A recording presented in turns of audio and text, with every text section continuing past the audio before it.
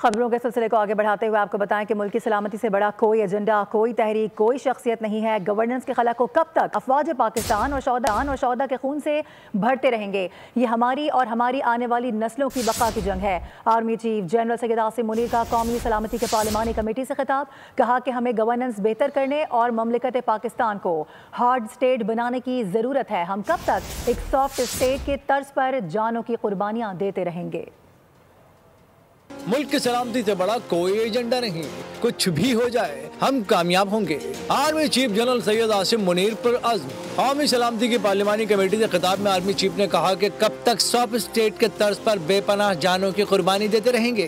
Governance के gaps को कब तक अफवाज पाकिस्तान और शोहदा के खून से भरते रहेंगे। उन्होंने कहा, पायदार इस्तेहकाम के लिए कौमी ताकत के तमाम अनासिर को हम आहंगी के साथ काम करना होगा। हमको बेहतर गवर्नेंस और मुमलिकत पाकिस्तान को हार्ड स्टेट बनाने की जरूरत है।